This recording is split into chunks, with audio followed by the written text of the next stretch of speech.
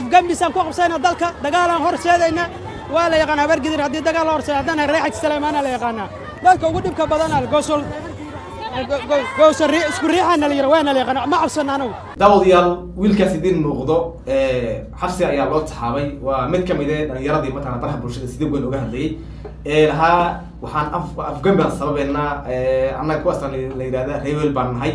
ninka isaga ahaa waa soo qaadan doona sidoo kale culimada Soomaaliyeed oo la weydiiyay kiiska Sid Ali iyo waliba qaabka uu noqonayo qisaastiisa Sid Ali ma la tooganaya Sid Ali ma la deynaya Sid Ali ma la gubaya Sid Ali arintaasi waxa ka hadlay Sheekh Maxamed Cabdi Umar bal waa kan marka hore muuqaalkiisa ila daawo isagoo su'aal ku saabsan dadka gubo oo weydiiyay mas'alada ruux haduu ruux gubo oo uu dilo oo sax ku dilo sax ku gubo oo ay noqoto in la qisaaso qisaastiisu waxay noqonaysaa shaygu wax ku dilay in lagu qisaaso bisa waxay noqonaysaa in laga wareego ama la toogto ama muxuu ahay wax kale lagu dilo mas'aladaas waa mas'alo khilaafiya in hadduu wax gubo oo gubitaan wax ku dilo la gubayo isaga waxaa la qaba shaaficiyada iyo maalikiyada waa garanay waxayna leeyihiin qisaastu asalkeeda shayga lagu dilay hadduusan xaaraan ahayn asalkeedu waxay ku salaysan tahay yani bilmithli mumaathala in isku mid noqda shaygan ruuxan kadaasi wixii uu geystay wax la mida loo geystay waxayna daliishanayaan aayaadka qur-aanka ilaahay leeyahay tabaaraka wa tacaala wain caaqabtum facaaqibuu bimithli maa cuuqibtum bihi bimithli haddaad wax ciqaabaysaan tii laydinku ciqaabay mid la mida ku ciqaaba وجزاء سيئة مثلها. وفهمنا مركا أنت سينور راب شيخ عبد الأمل أو أرداس كهذي أيوها بل هذا كان شيخ وأصل الله ودونا فرنقين مقلم قسمة دونا دي بيرادي بل أقول بالله إنه ويك يردها براه برشة حماسة الله صدري لها أنا رهيب بالنيرات وسكريح بالنيرات ما عنك تذكر ودك أنا على لقمي أنا على ميني maantana wadanka wax u horseedina qalalaaso ninkii isaga maanta xabsiga loo taxaabay dhalinyar badan bulshada halkiisa maanta xabsiga loo taxaabay oo dhawaan fiqi ka hadlay ulaha waa ku faraxsan in xabsiga loo taxaabo dhalinyarta amaan darada u horseedaya caasimada magaalada Muqdisho saaxiibka Shiina aan u imaado iyo waliba xariga wiilka markii la qabanayay kulli wax baan ka hayaa Shiinay وما سنتو مركان فيرنو wiilkan hadda sawirkiisa aan dadka tusaynay waxa uu ahaa nin dhalinyaro ah oo maalmihii dhaweeyay kiiskii maxkamadda rafcaanka xukunkeedu soo baxay aad baraha bulshada uga hadlay ninkaasi waxa uu ku hawarwacanayay yaa reebel iyo anagoo reebel iyo anagoo kan iyo dawladda afgambiyayna iyo waxyaabo la mid wiilkii maanta ayaa la qabtay kolkii ay laamaha amnigu gacanta ku dhigeen sida dad goob joogayaal sheegeen waxa uu ku cataawayay warwaan xabaasada isnaayay war waxaas kasi dhabiga ma ahayn seen dawladdu afgambi kara maana reer matala war nin dhalinyaro aan ahay bababa arrin noocaas ku cataawahay waa tusaale cad oo muuqda in dad badan oo iska dhigaya inay reer matalaan xaqada markii loo tago kaliya uu liinta xabsiga ku cabi doono maanta dad badan buu xabsiga dhexe magaalada Muqdisho liinta ku cabaya oo laga yaabo qaarkood inay dilal geysteen waxa kaliya hadda qalbigiisa ku jirana maxaa hadalka kugu watay oo ka qoomaysan yahay maanta kaligiina ma aha dawladda federaalkii dadka baraha bulshada ku faafiya muuqaalada iyo waxyaabaha nacaybka keenaya go'aan baad moodaa inay ka qaadatay fiqi waa saad sheegaysay taliyaha amniga gobolka Banaadir Macalin Mahdi buu ugu mahad celiyay inuu tallaabooyin ka qaaday dhalinyaro nacayb magaalada Muqdisho gudaheeda ku faafinaysay marka la fiiriyo wuxuu ka hadlayay 3 degmo xalay ku soo biiray gobolka Banaadir oo 20 degmo noqday dhacdooyinka noocan marka arrinta waa la isla xiriirinayaa arrin iyaduna xalay ka dhacday oo shalayto oo gelinkii dambe ama maqribkii oo dhalinyaro la qabtay oo iyaguna maalmihin la soo dhaafay Muqdisho anaga alame reebel baa ka shaqeynay ayay la xiriirtay arrintaasi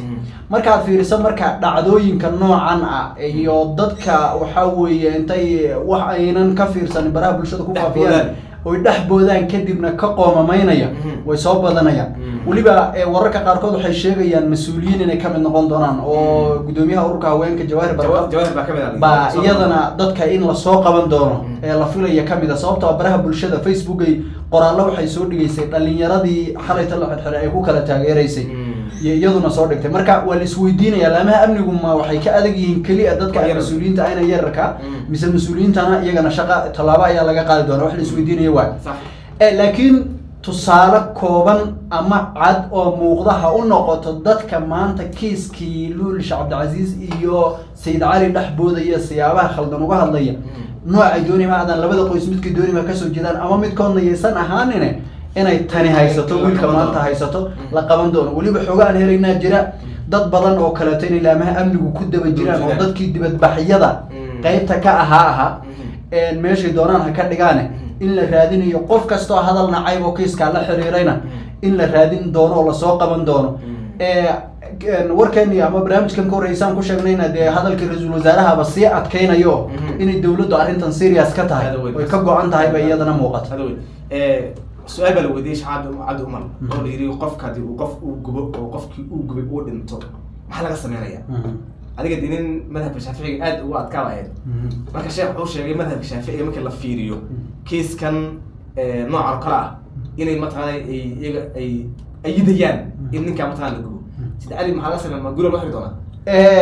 وصح أرنت شيخ وكهذا لي مركز لفيريو مذاهبته سيابا كلا دوام بأفرت مذهب وكهذا لنا أرنتم مذهب كشافعي ومدينة الصومالية يجلس كأفريقيا أنتي سو بدن بقى تهاي هدي عينو فيرينو وحوقة قفك وحا وقفك كدلين اللي قدلو هدو توري كدلين اللي قدلو هدو دب كدلين اللي قدلو وحيو كدلين إن لا رعسي سيد علي هدي مذهب كشافعي قال راعيو وحي يسوين أنتي سيدو يسوي حدلي قولوا إنت الله حرام قاس ربنا أو جوادري يعلابتي وحي ورد سأقول هران الله صادقه إن لقوا بالبلو اللي قد لواعي صح لكن نحرستا يو سواناكسن ودليد يد الله راعي يو مركز واحد ليسان سواناكسن ودل حديث النبي عليه الصلاة والسلام ياها با قرصورك يو ضدك أرنتن كشقينيا أما سيدا عادي إنه أبو مدة الصومالية ده إنه هيسنا أما ما يلا بدن وكلته مذهب كشافعي أن ويجرا وضما يضد كل رقم يجرا الصيحة أرنت قصة ما يجرا لكن مهمة هذا تم حوية نكاس إن دلوفولي لكن عد هذا هل جبالي مجرته مذاهبتنا أنت بدن ما بدبغنا ولي بينك ومدينة الصومالية سامو بدن هاي مذهب كشافعي أو أي صومالي ولا الشيعة أنت هذا بدن شافعيين هذا وما دقناه أرنت مركع علماء كلا دوام بقى هذا شيء شيخ كلمة هين أو علماء راسي أنت بدنا واحد مدائن أفجوباتي وضدك قوة تشيرو شيخ هذا الكلويدي قفكي ضدك جوب محل قصة ما يبوها وحل قصة ما ينأيله عادي وحل قصة ما يوقف عن محاوي قفك سيد يسوي حد لي إلا عذابه والله عقابه لكن هذا واحد مدامر عايز لكن إن نقون دونتو دلتو شعر أنت سيد علي نقون دونتو bay u badan tahay sida hadda maxkamadaha garsoorka ay ku xukumeen in kasta wali cabasho ay qabaan ay jiraan qareenkiisii iyo Sayid Cali ayna rajo ka qabaan in meel kaleeto ama ay cabasho kaleeto meesha ay aadi doonaan in kasta aysan cadeynin in maxkamadda sare tahay in meel kale tahay toona isku soo wada duuduube arrinta uu sheekhu sheegay madhab ahaan waa sax laakiin ma la yeeli doonaaba iyaduna meesha taala waana fiicnaan lahayd in la yeelo aan waan aaminsanahay oo sababtoo ah qofkii hadduu sida loo yeelo